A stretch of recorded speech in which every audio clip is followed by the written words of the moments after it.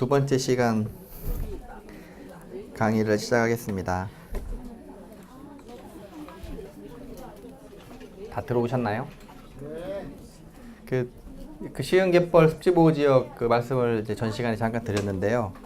이 습지보호지역을 이 시흥갯벌을 왜 습지보호지역으로 지정했는지에 대해서 좀 아셔야 될 것 같아요. 하고 많은 갯벌 중에 왜 하필 시흥이 습지보호지역으로 지정이 될 수 있었는가? 근데 습지보호지역으로 지정하는 그 이유가 세 가지가 있습니다. 아무 갯벌이나 다 습지보호지역으로 지정하지는 않거든요. 뭔가 국가에서 분명히 예산을 들여가지고 보호를 하려고 하는 거기 때문에 뭔가 그 보호할 수 있는 가치가 있어야 되는 거죠. 그래서 그 가치가 있는 경우에 한해서 습지보호지역으로 지정하도록 되어 있는데, 그 가치가 뭐냐면 이제 세 가지가 있어요. 세 가지 중에 한 가지만 충족시키면 되는데, 첫째는 처음에 얘기했던 생물 다양성 얘기가 있죠. 생물 다양성이 풍부한 지역. 그러면은 이제 그 습지보호지역으로 지정할 수 있는 그런 의미가 되죠. 두 번째는 뭐냐면 멸종위기종, 우리가 멸종위기종이 서식하는 곳. 예를 들면은 백령도에 물범 살잖아요. 그 백령도 그 물범이 사는데 아직 거기는 해양보호구역으로 지정이 안 돼 있어요. 근데 그런 곳들은 이제 그런 식으로 아주 그 희귀한 동물이기 때문에 그 지정을 할 만하죠. 그렇게 이제 두 번째가 있고, 마지막 하나는 뭐냐면은 아주 독특한 경관이나 지질학적 가치가 있는 곳. 네, 그런 곳인데, 그러면 시흥갯골은 어디에 속하겠어요? 네, 당연히 세 번째죠. 그러니까 갯골이라는 거를, 글쎄요, 저거를 특이하다고 생각을 해야 되나, 이제 개인에 따라서 편차가 많겠죠. 뭐 저는 별로 특이하다고 생각 안 해요. 늘 보던 거기 때문에. 근데 이제 그것도 이제 도시에 저런 것들이 우리가 아주 가까이서 볼 수 있는 곳에 저게 도시 안으로 쑥 들어와 있다라는 것 자체가 굉장히 어떻게 보면 이제 특이한 그 경관을 나타낼 수 있을 거고요. 하여튼 그래서 나중에 시흥갯골을 이제 설명하시거나 이 시흥갯벌 습지보호지역을 설명하시거나 할 때 이 시흥갯골이 왜 습지보호지역이 될 수 있었는지에 대한 설명을 그렇게 하시면 될 겁니다. 그리고 사진에서 보시듯이 독특하죠. 독특하네요, 보니까.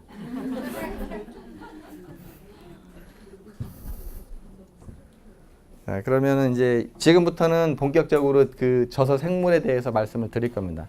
그러니까 저서 생물에 이제 식물이 있고 동물이 있는데, 먼저 그 식물에 대해서 말씀을 드리는데, 그 이전에 갯벌이 주는 생태계 서비스를 조금만 더 설명을 드리면, 일단 갯벌의 그 생물이 굉장히 다양해요. 다양한데 갯벌에는 이런 그 미세조류라는 것이 살고 있습니다.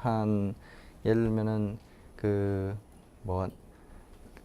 이렇게 흙을 한 숟가락만 이렇게 뜨면 그 안에 살고 있는 이런 이제 아주 미세조류, 이런 조류들이 뭐 수십 종에서 수백 종까지 나오거든요. 요 한 숟가락 정도 흙 뜨는데, 그런 식으로 아주 많은 그 생물 종들이 살고 있습니다. 요거는 이 단세포 이 식물인데, 규조류라고 부르는 그런 식물이거든요. 아주 크기가 작죠.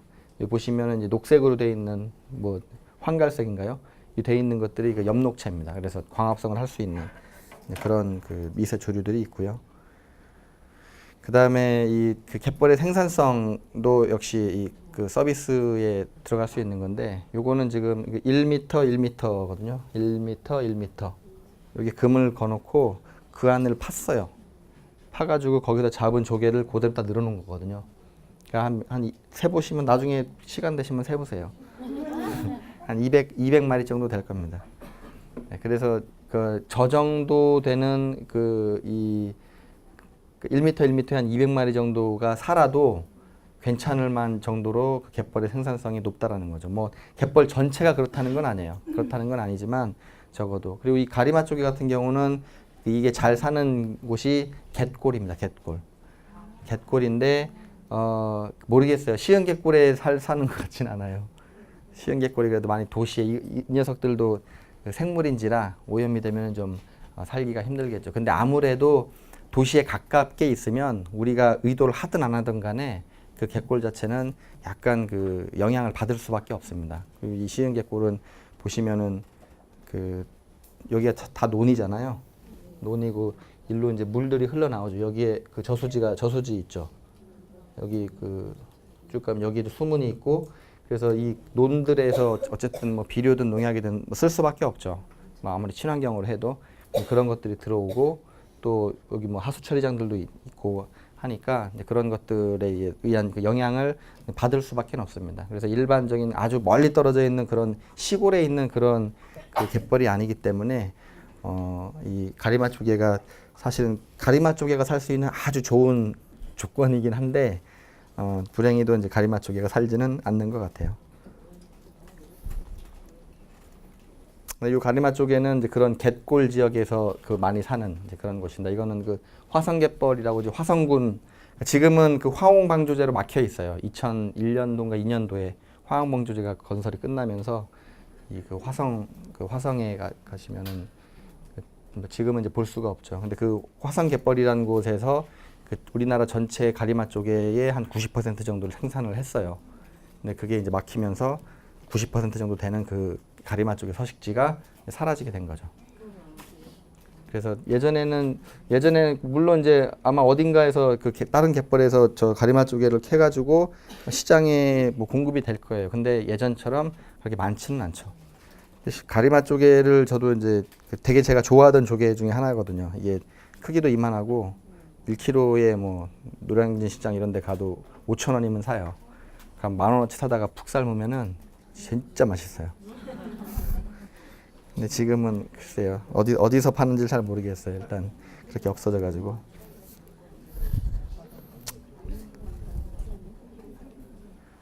일단 이제 저서생물에 대한 그 이제 그 과학적인 얘기 잠깐 해드리면, 그 용어를 설명해드리면요. 저서생물이라는 게 이제 저는 그 밑에, 그리고 서는 산다, 생물은 생물. 그래서 바닥에 사는 생물을 저서생물이라고 하는데, 사실은 그 육상에 있는 것들은 다 새 빼고는 다 바닥에 살잖아요, 그죠?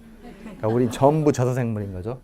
근데 이제 그렇게 얘기할 수는 없고, 바다에서 이제 해당하는 그런 겁니다. 바다에는 이제 물이 있으니까 물에는 이제 생물들이 떠서 살기가 쉽고, 그래서 그 사는 형태에 따라서 이렇게 세 가지로 구분을 하죠. 그 저서생물, 영어로는 벤토스라고 부르고요. 그다음에 이제 떠서 사는 부유생물, 플랑톤이라고 부르고, 부유생물 중에 그 수영을 할 수 있는 유영 능력을 가지는 녀석들이 있어요. 물고기들이 이제 그렇죠. 그런 거를 넥톤, 그 유영생물이라고 해서 따로 구분을 합니다. 그러면 부유생물과 유영생물은 어떻게 구분하냐? 부유생물은 혼자 유영을 그러니까 유영할 수 있는 능력이 약해서 그 파도나 물살에 쉽게 휩쓸리는 그런 것들을 부유생물로 구분을 하고, 그렇지 않은 거는 유형생물로 그렇게 구분을 합니다. 그래서 부유생물은 이제 아주 작은 그 미세 뭐 식물 플랑톤 또는 동물 플랑톤, 그런 아주 작은 그런 이제 그 뭐죠? 뭐 벌레라고 해야 되나요? 근데 그런 것들이 대부분 저기 속하고, 그리고 해파리도 플랑톤에 속합니다. 그러니까 해파리는 물론 수영을 하기는 하죠. 그렇지만 물살이 한번 치기만 해도 그 해파리는 그걸 거슬러 올라갈 수 있는 그 정도의 그 헤엄 능력은 없기 때문에, 그래서 그 해파리는 플랑톤, 그러니까 부유생물로 그렇게 구분을 합니다. 그 저서생물은 이제 바닥에 사는 게 저서생물이라고 했죠. 저서생물은 동물이 있고 식물이 있어요. 그래서 이제 먼저 식물에 대해서 말씀을 드리면, 저서식물에는 세 가지가 있습니다. 대형 해조류가 있고요. 그러니까 김, 미역, 다시마 이런 우리가 식탁에서 먹는 그런 이제 대형 해조류들이 있고요. 그 다음에 아까 처음에 그 종다양성 하면서 보여드렸던 사진에 그 저서 미세조류라는 게 있어요. 저서 미세조류는 그 얘기했듯이 이 용어에서도 나타나듯이 바닥에 사는 아주 작은 그런 조류다. 이렇게 해서 저서 미세조류입니다. 그리고 세 번째는 해초류라고 있습니다. 해초류는 그 바다에 사는 풀 같은 거예요, 풀. 그래서 해조류하고 해초류는 이제 좀 구분을 하실 필요가 있습니다. 어떻게 구분을 해야 되냐? 해초류는 이제 뒤에 설명을 드리겠지만, 이거는 육상에 있는 풀하고 거의 똑같아요. 그래서 현화식물에 속하고 꽃을 피울 수 있는 그런 현화식물에 속하고, 그런데 해조류는 그렇진 않아요. 김이나 미역 같은 게 육상에 살지는 않죠. 그리고 완전히 형태도 다르고, 그래서 이제 그 해조류와 해초류는 이렇게 구분을 하셔야 되는데 그 여기서 이제 해조류 말이 나와서 그런데 조류라는 말이 있잖아요. 조류. 조류가 세 가지가 있어요. 조류. 새도 조류라고 부르죠. 그리고 이런 김, 미역 하는 것도 이제 우리가 바다에서 나니까 해조류라고 하지만 또 조류라고 불러요. 한자로. 조류라고 하고 또 하나는 조석간만 해차할 때 하루에 2번 밀물썰물 왔다 갔다 하는 걸 그걸로 인해서 조석으로 인해서 생겨나는 흐름을 조류라고 부릅니다. 그래서 조류는 한자는 다 다른데 한글로 쓰다 보니까 이제 세 가지가 같죠.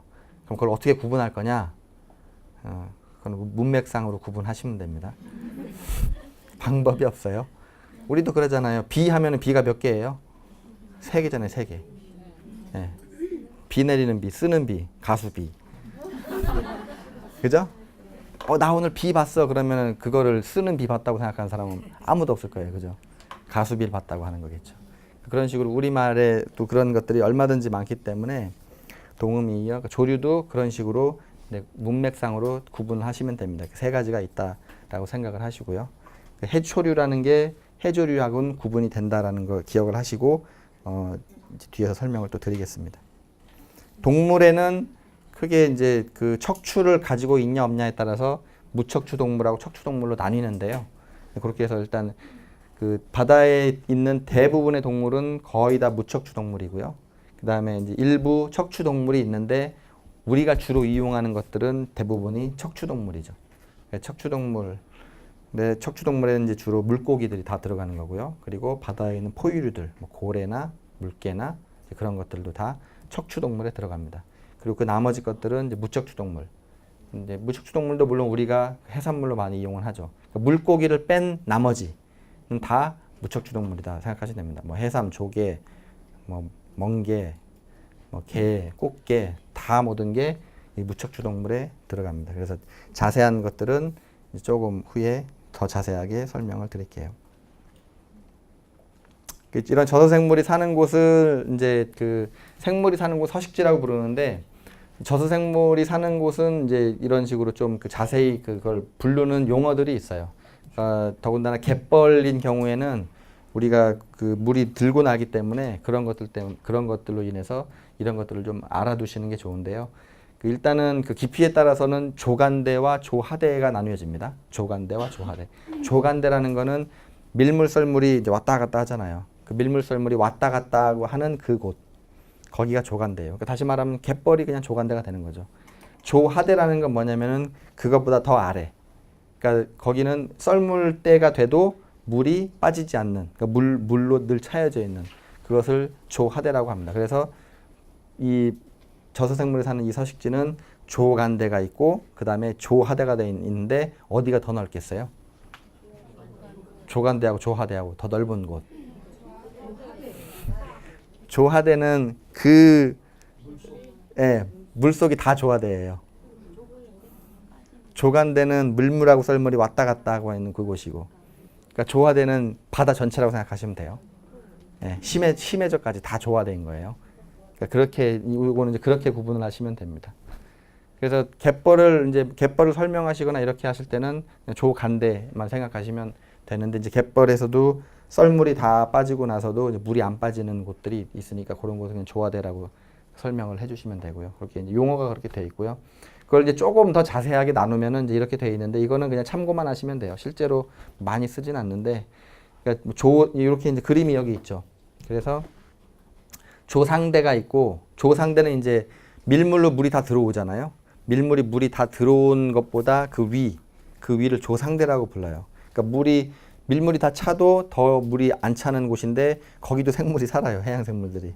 왜냐하면 파도가 치면은 거기 또 물이 가끔 올 수도 있고 또 아주 건조에 잘 견디는 녀석들은 또 거기서 살기도 하거든요. 그러다가 이제 거기서 사는 이유는 다른 녀석들이 안 오니까. 그래서 사는 거예요. 조상대가 있고 이제 높은 쪽은 하이타이드 전 고조대라고 합니다. 그리고 중간 정도 되는 거는 이제 중조대, 또 아래쪽은 저조대. 그래서 고조대, 중조대, 저조대. 그다음 밑에는 역시 조하대 이렇게 돼 있습니다. 그래서 조간대는 요게 다 세 개 합쳐서 이걸 조간대라고 부르고 요 밑에는 조하대라고 부릅니다. 근데 여기서 보면은 이 조간대가 더 넓어 보이지만 아까 말씀드렸듯이 조하대가 훨씬 넓죠. 조간대보다. 그 이유는 아시죠? 예. 이런 저서생물이 사는 곳은 이제 그 뭐 서식지는 또 기질에 따라서도 이제 구분을 하고요.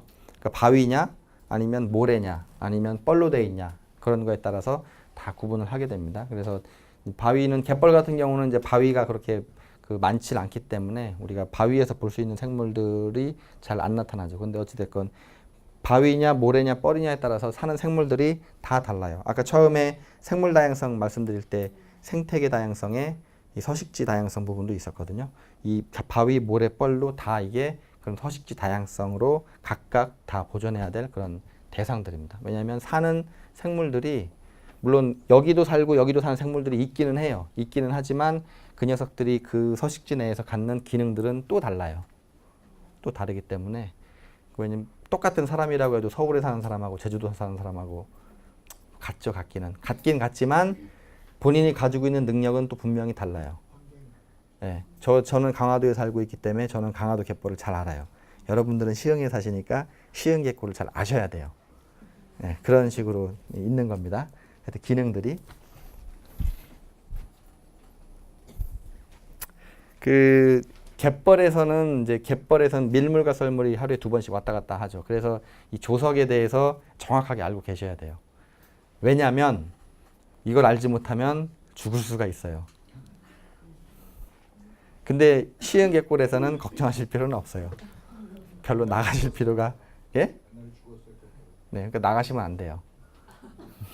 나가시지 마시고 그냥 겉에서 이렇게 보시면 됩니다. 근데 사실 갯골이 굉장히 위험한 곳이에요. 위험한 곳인데 그래서 이거를 잘 이해를 하시고 그거에 따라서 움직이셔야 그래야 됩니다. 그래서 그러니까 조석에 대해서 이제 잠깐 설명을 드릴 텐데요.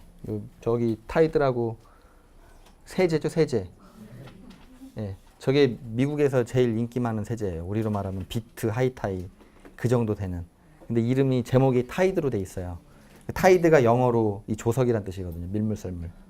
그래서 그냥 붙여놓은 겁니다. 그래서 저걸 보고 이해하시는 분은 영어를 잘하시는 분, 저걸 보고 안 웃으시는 분은 뭐 알아서 판단하시고요.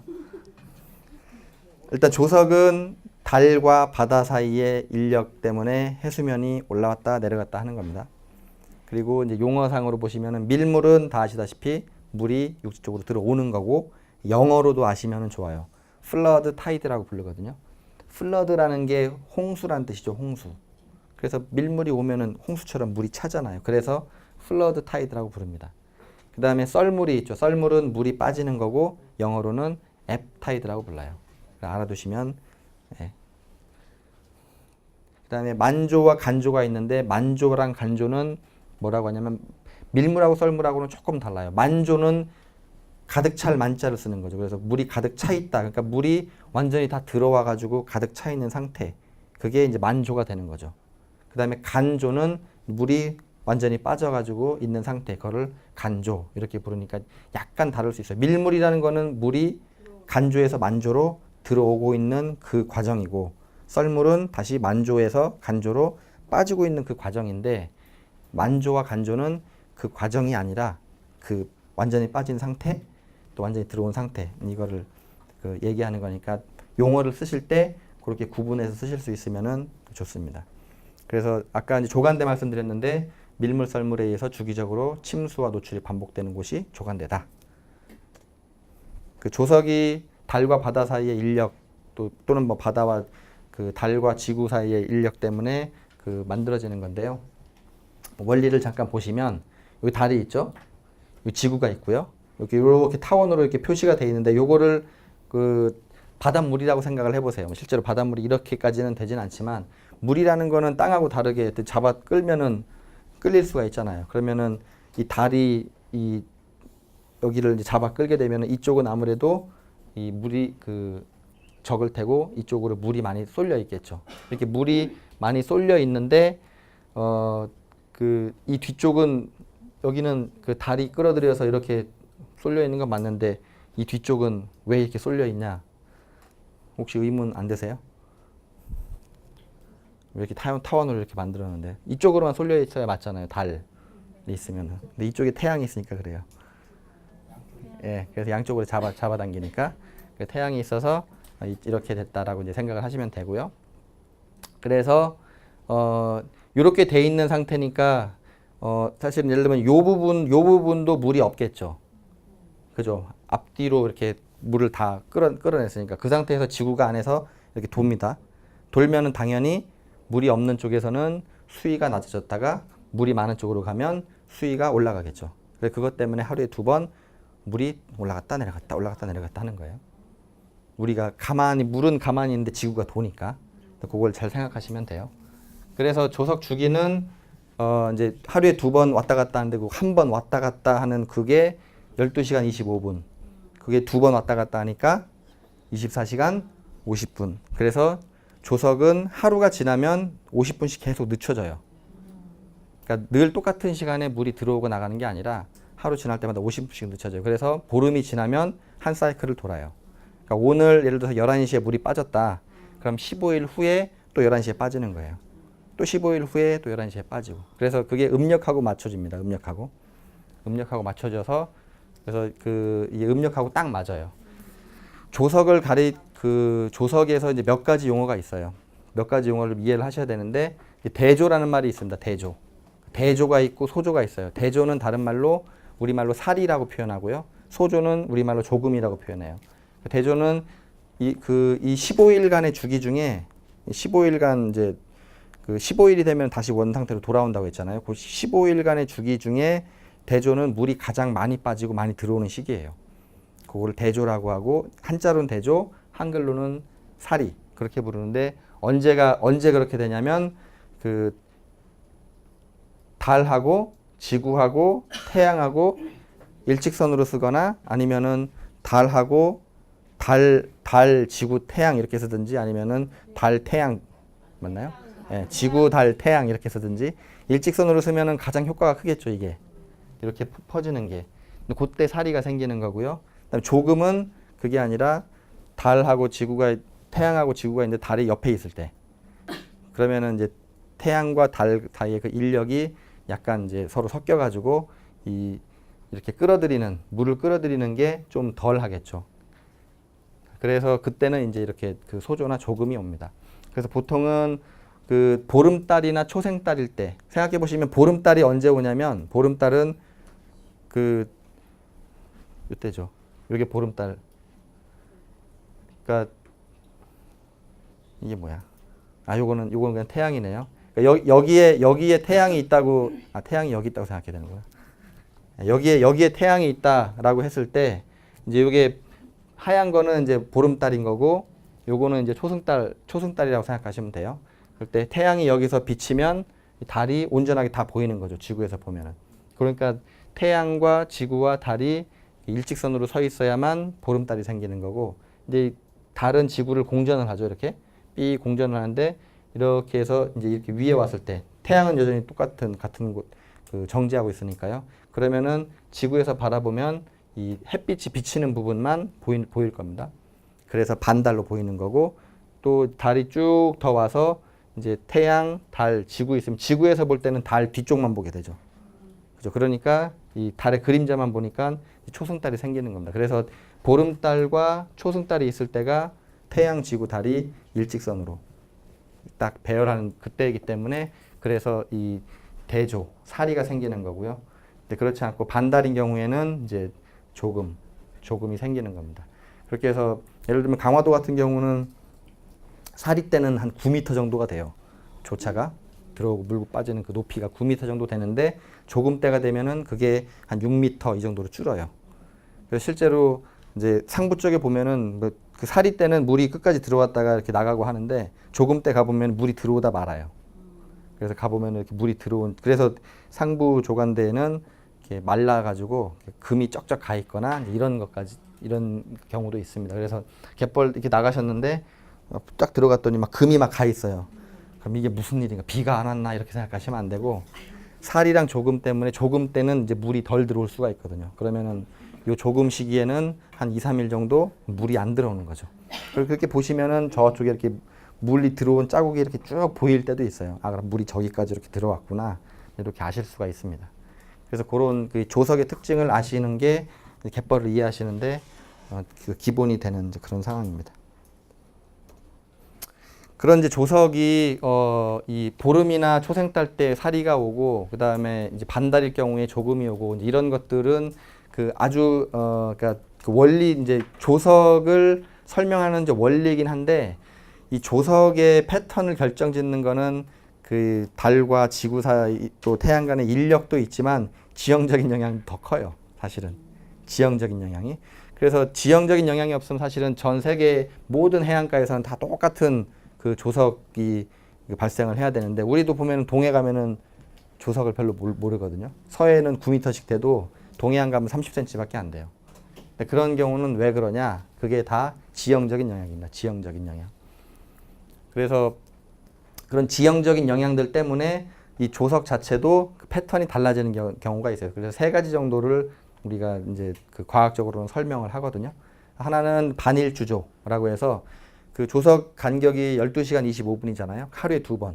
그러니까 하루에 두 번 왔다 갔다 하니까 반일주조는 그 12시간 25분 간격으로 동일한 조석이 두 번 일어나는 거예요. 그러니까 들어왔다 빠졌다 들어왔다 빠졌다가 똑같은 거죠. 그 정도가. 그래서 이렇게 보시면은 요게 이제 이 반일주조입니다. 들어왔다 나갔다 들어왔다 나갔다 똑같죠? 근데 일주조라는 게 있어요. 일주조는 뭐냐면은 그게 하루에 한 번만 일어나요. 그러니까 원래는 두 번이 일어나는 건데 그 첫 번째 거는 일어나고 두 번째 거가 안 나타나는 거죠. 지형적인 영향 때문에. 그래서 하루에 한 번만 들어왔다가 나가는 겁니다. 하루에 한 번만. 요게 이제 일주조가 되고 일주조랑 반일주조가 섞이면 혼합주조가 돼요.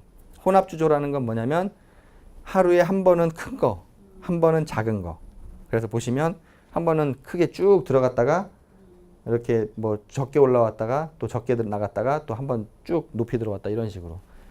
그러니까 높이 들어왔다. 이건 이제 지역에 따라 달라요. 어디는 끝까지 들어왔다가 한 번은 끝까지 들어왔다가 끝까지 빠지고 그 다음에 조금 들어왔다 조금 빠지고 이런 곳도 있고 어디는 끝까지 들어왔다가 끝까지 빠진 다음에 또 끝까지 들어왔다가 조금만 빠지는 데도 있고 그거는 이제 패턴은 다 다른데 어찌됐건 그런 경우를 이제 혼합주조라고 부르는데 이제 전 세계적으로 분포를 보시면 여기 보시면은 녹색으로 표현되어 있는 게 반일주조예요. 녹색. 그 다음에 노란색으로 표현되어 있는 게 이 일주조. 하루에 한 번 왔다 갔다 하는 거. 그리고 주황색으로 표시되어 있는 게 그러니까 빨간색으로 표시되어 있는 게 혼합주조. 그러니까 한 번은 많이 들어왔다가 그 다음은 한 번은 적게 들어오는 그렇게 되어 있는데 우리나라 보시면 서해안이 무슨 색깔이에요? 녹색. 요게 우리나라예요. 요거. 예, 여기. 일본은 여기 있고 서해안은 녹색으로 되어 있고 동해안은 빨간색으로 되어 있죠. 예, 그래서 우리나라는 서해안은 반일주조로 되어 있는데 동해안은 혼합주조로 되어 있어요. 그리고 혼합주조, 그러니까 동해안은 사실 조차가 30cm도 안 되기 때문에 잘 못 느껴요. 잘 못 느끼는데 그거 패턴을 그려보면은 한 번은 하여튼 많이 들어왔다 많이 빠지고 한 번은 조금 들어왔다 조금 빠져서 거의 느낄 수가 없는 이제 그렇게 돼 있습니다. 근데 전 세계적으로 이 패턴을 조금 보시는 것도 괜찮은데 보시면은 이제 우리는 서해안이 반일주조고 동해안이 혼합주조로 돼 있죠. 미국은 반대로 돼 있어요. 미국은 서해안이 혼합주조고 동해안이 반일주조로 돼 있죠. 그래서 요 서해안 같은 경우 미국 서해안 같은 경우는 여기도 갯벌이 있는 곳이 있는데 한 번은 쭉 들어왔다가 쭉 빠지고 그 다음에는 조금만 들어왔다 조금 빠지고 이런 그 경우들이 있습니다. 그렇게 돼 있고 대부분의 경우들은 거의 다 보시면 아프리카도 그렇고 나머지 이쪽 그러니까 아메리카 대륙 동쪽 그다음에 유럽과 러시아는 다 반일주조로 돼 있다는 걸 아실 수가 있죠. 일본만 해도 혼합주조로 돼 있죠. 예, 반일주조가 없죠. 근데 그런 것도 그 일본 갯벌에서의 어떤 특징이고요. 이런 조석이 왜 틀리게 나온다고 그랬어요? 예, 다 지형 때문에 그런 겁니다. 그래서 사실은 저거를 지형 때문에 그러면 저게 예측이 되냐? 사실 예측은 안 돼요. 그냥 우리가 가서 측정을 해보니까 그렇게 나타난 거예요. 이 지역들이. 그래서 그럼 우리가 예를 들어서 여기다가 태평양 한가운데다가 무슨 어떤 섬을 만들어 가지고 그럼 그 섬에서는 과연 이 세 가지 중에 어떤 것이 나타날 거냐 그거를 예측해 볼 수 있냐. 물론 예측은 할 수 있을 텐데 그게 정확할 거라고는 그 말씀은 못 드리죠. 그러니까 요거는 이제 이 자연에서 이렇게 나타나는 거를 우리가 설명을 이렇게 하는 겁니다. 지형 때문에 그렇다라고. 자, 그렇고 이제 이게 중요한 거예요. 그러니까 갯벌에 나가실 때는 이제 조석을 이해를 하셨으면 조석표를 보시고 가셔야 돼요. 표를 안 보시고 가시면 기껏 시간 내서 갔는데 물이 들어와 있으면은 볼 거는 물밖에 없는 거죠. 갯벌을 봐야 되는데 그러시면 안 되니까 이거를 조석표를 반드시 보실 줄 알아야 그래야 허탕을 안 칩니다. 자, 조석표는 어떻게 되어 있냐면 굉장히 간단하게 되어 있어요. 두 가지 그 타입을 이제 보여드리는데 보시면은 요거는 뭐 무시하시면 요거는 이제 반달이냐 뭐 초생달이냐 그 얘기 무시하시면 되고 날짜가 표시되어 있습니다. 날짜 지금 현재 날짜 6일, 7일, 8일, 9일, 10일 6일이다 그러면은 이제 여기는 어떻게 되어 있냐면은 시각 그리고 요거는 높이예요.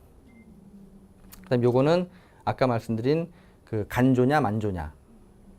아까 간조는 물이 완전 빠졌을 때고 만조는 물이 완전히 찼을 때라고 했죠. 그러니까 이거는 물이 빠졌을 때겠죠. 그죠? 그러니까 4시에 물이 완전히 빠져 있고 그다음에 그때 높이가 144cm다 이 얘기입니다. 그러고 나서 10시 16분엔 요거는 만조죠. 만조. 10시 16분에 물이 완전히 다 들어와 있고 그때 높이는 696cm다. 그래서 차이를 보시면 대충 한 5m 정도 되죠. 500, 한 550, 5.5m 정도 될 거예요. 그렇게 돼 있고 다시 이게 오후 4시 17분 되면 다시 간조 143cm 높이 그 다음에 다시 저녁 10시 41분 되면 다시 만조가 되는 근데 그건 아실 수 있겠죠. 그래서 그렇게 돼 있습니다. 그래서 그게 쭉 보시면은 하루 지날 때마다 50분씩 이렇게 좀 늦춰질 거예요. 보시면은 그죠? 약간 50분씩 그렇게 뭐 꼭 맞는 건 아닌데 어찌됐건 그렇게 늦춰집니다. 이렇게 돼 있고요. 그 다음에 뭐 두 번째 거 요거도 뭐 마찬가지인데 요거도 그 날짜가 있고 시각이 있고 그다음에 요 높이가 있고 여기다 그 삼각형으로 간조냐 만조냐 이거를 표시를 해줍니다. 그래서 그렇게 파악을 하시면 되고요. 요거요? 요거요? 아, 요거는 이제 그 살이냐 조금이냐를 나타내는 겁니다. 근데 용어가 있어요. 용어가. 그래서 뭐야 한물, 두물 뭐 이런 식으로 해서 이제 살이 조금 그런 이제 용어가 있는데 요거는 그냥 무시하셔도 돼요. 그래서 요거를 가지고 갯벌을 내가 나간다. 갯벌을 보통 이제 뭐 어떤 조사를 하러 나가건 뭐 구경을 하러 나가건 뭐 조개를 캐러 나가건 나가실 거 아니에요. 그러면은 이제 우선은 그 밤에 나가실 사람들은 없으니까 낮에 가시겠죠. 내가 갯벌에 몇 시부터 몇 시까지 가겠다라는 걸 우선 정하시는 거예요. 그러니까 예를 들면은 뭐 오후 뭐 그 아침 집에서 아침 먹고 슬슬 가가지고 한 12시부터 5시 사이에만 어떤 갯벌에 가면 되겠다라고 그걸 잡으시면 12시부터 5시 사이에 물이 빠져 있는 그 시간대를 찾으셔야 되죠. 날짜를 보시고.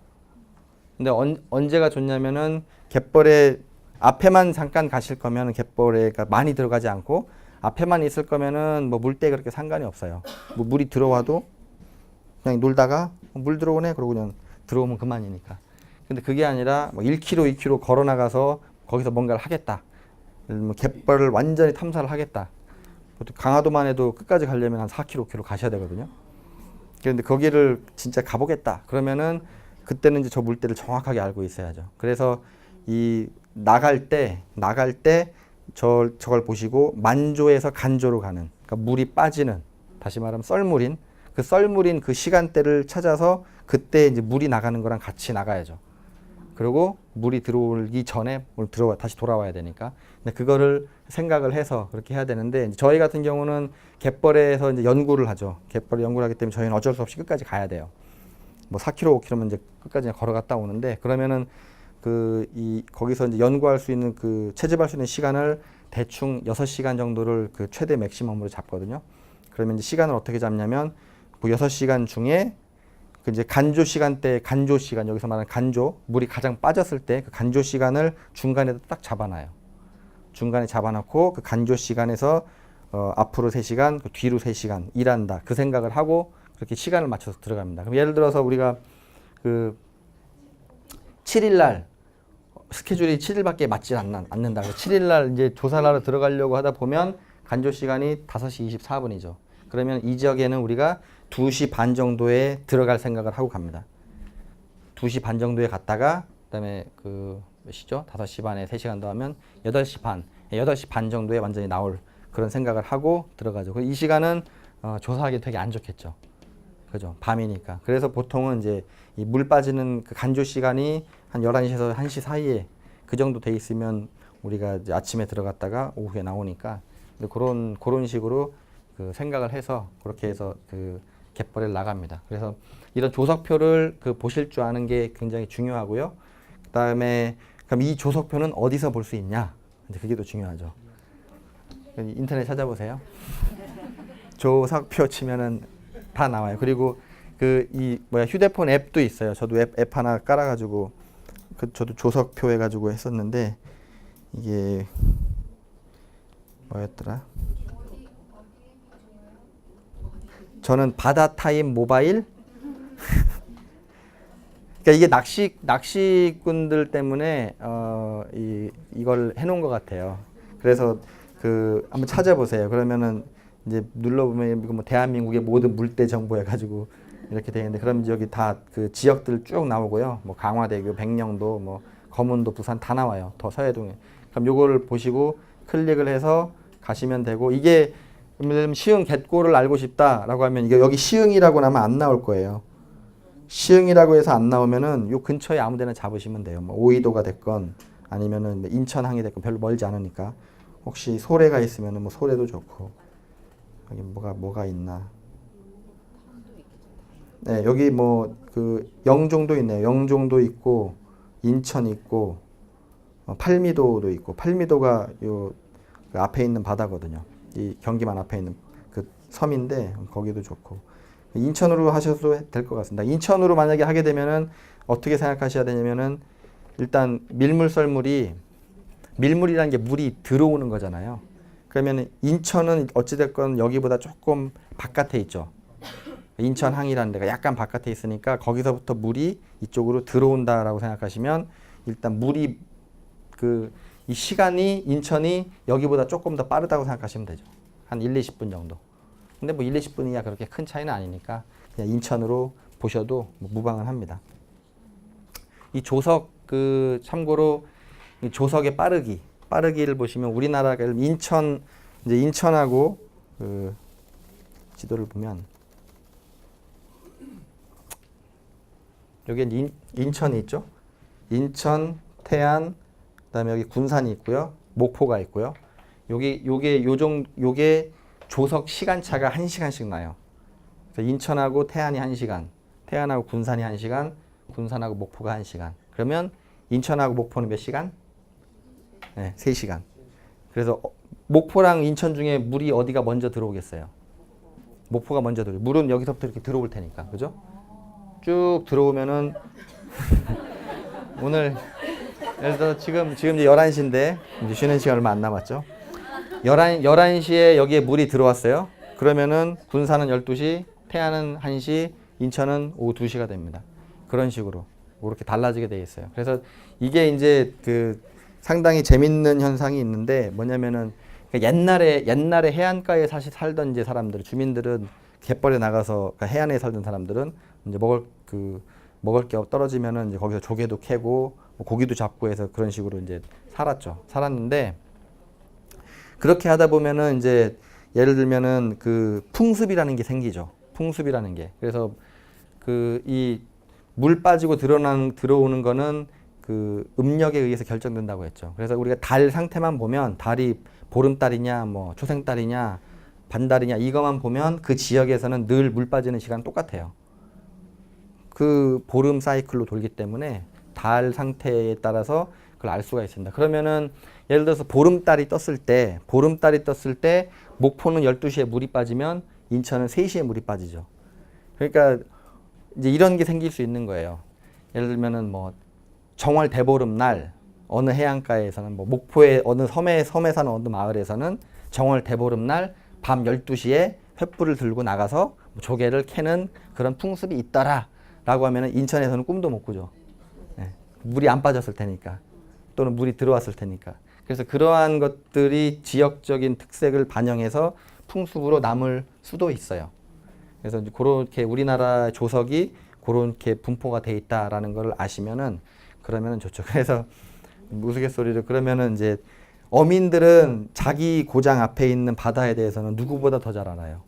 뭐 저도 바다를 공부하지만 저보다 훨씬 더 잘 알고, 그렇지만 목포에서 고기를 잘 잡으시던 그 어민이 인천에 오면은 맥을 못 추죠.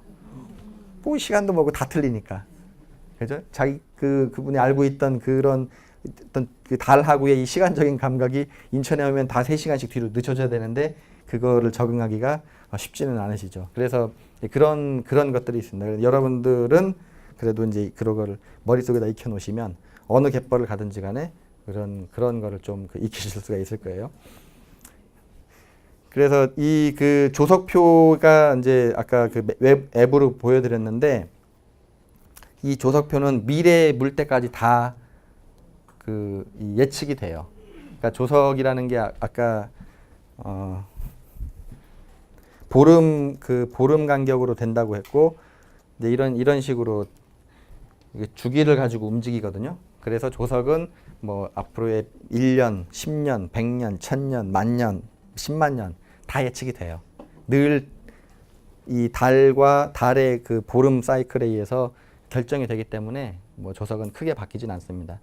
뭐 크게 바뀌는 경우는 새만금 같이 그렇게 큰 공사를 해놓으면은 바뀔 수는 있겠죠. 그럼 이제 또 고치면 돼요. 근데 어찌됐건 그렇게 조석은 우리가 정확하게 예측이 가능하기 때문에 믿고 그 앱에 나오는 정보를 따르셔도 괜찮습니다. 근데 다른 지역 눌러가지고 그거를 여기다 이렇게 하시면 안 돼요. 다른 지역은 아까 말씀드렸듯이 달라지는 거예요. 만약에 시흥이 있는데 전라남도에 고흥이라는 데가 있어요. 근데 고흥을 시흥으로 잘못 보고 이렇게 누르시면은 안 됩니다. 그래서 그 위치를 정확하게 하시면은 그 조석은 정확하게 우리가 예측을 할 수 있습니다. 그래서 이렇게 조석표를 보시면 보시고 그거에 따라서 이제 이 갯벌을 언제 들어가고 나오고 이런 거를 판단을 하시면 되죠. 그 하구역 얘기를 잠깐 드릴게요. 이제 하구역이라는 거는 강하고 바다가 만나는 지역입니다.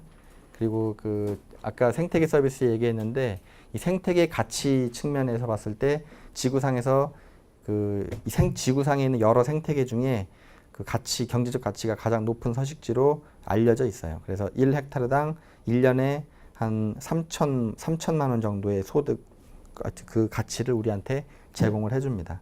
1헥타르라는 면적은 가로 100m, 세로 100m 면적이에요. 가로 100m, 세로 100m. 그 정도가 1헥타르입니다.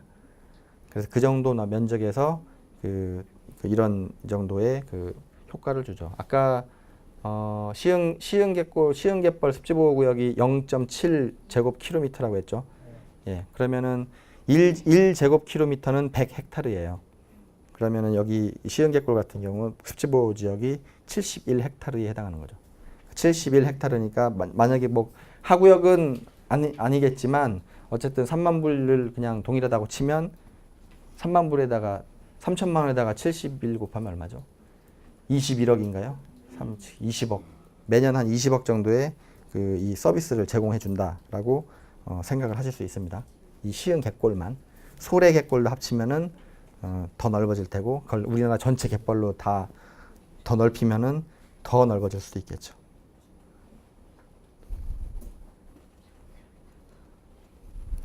근데 이제 하구역은 그렇게 아주 굉장히 귀중한 생태적 가치를 가지고 있는데, 한강을 빼고는 다 막혀 있어요. 그래서 낙동강도 보시면 이렇게 다 막혀 있고요. 낙동강도 보면 되게 예쁘죠. 낙동강 앞에 이렇게 모래섬들이 있습니다. 금강도 여기 금강 하구뚝으로 막혀 있고요. 이게 다 80년대에 막힌 것들이에요. 최근에. 영산강도 보시면은 영산강 하구뚝 막혀 있고, 영암하고 금호방 주제로 다 여기가 막혀 있어요. 영산강도 막혀 있는데 한강은 안 막혀 있죠. 한강은 이렇게 안 막혀 있죠. 이 군사적인 이유 때문에 막을 수가 없었죠. 우리가 여기서 막겠다고 그러면은 북한에서 당장에 대포 쏠 거 아니에요. 뭐 하는 짓이냐 이러면서. 요게 지금 보시면은 요게 한강이거든요. 한강으로 이렇게 올라오고 요게 임진강이 이렇게 내려옵니다. 임진강이 내려가서 한강하고 임진강이 만나서 이렇게 흘러 들어가요. 여기가 강화도. 제가 있는 저희 학교는 여기 강화도 정중앙에 위치합니다. 그래서 이렇게 두 개가 합쳐져서 흘러나가고 요 위에서 예성강이 내려와요. 예성강. 예전에 그 고려시대 병난도 아시나요? 병난도가 예성강 그 개성이 여기에 있거든요. 개성. 고려시대 도읍지. 그래서 이 예성강, 병난도랑 그 예성강이 이쪽으로 내려와서 이 강화도 일대는 강이 세 개, 예성강, 임진강, 한강 세 개가 흘러 들어오는 아주 그 굉장히 어떻게 보면은 희귀한 이제 그런 자원이죠. 희귀한 그런 생태계고, 그래서 우리 휴전선 있잖아요. 휴전선이 어떻게 되어 있냐면요. 휴전선이 이렇게 쭉 돼 있다가 요 임진강 요쪽으로 해서는 강을 끼고 여기서부터 이제 강을 만나요. 그래서 우리 자유의 달이 있고 판문점 있고 한 데가 여기예요, 여기. 그래서 이렇게 돼 있고 그다음에 이렇게 해서 요 이제 그 강 따라서 계속 이게 다 군사 분계선입니다. 휴전선. 이렇게 해서 가가지고 그다음에 이제 우리가 말하는 그 NLL이라는 요새 한참 뉴스에 나오죠. 그 NLL이라고 하는 게 이제 바다로 가서 연결이 되는 겁니다. 그래서 이게 군사 분계선이 있기 때문에 요 부분이 이제 군사 분계선이라 그 건들지를 못하죠. 남쪽도 못 건드리고 북쪽도 못 건드리고 그렇게 돼 있습니다.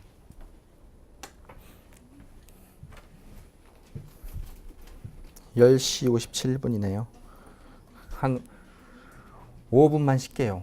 5분만 쉬고 본격적으로 생물에 대해서 나머지 1시간 동안 말씀을 드리겠습니다. 생명도시 시흥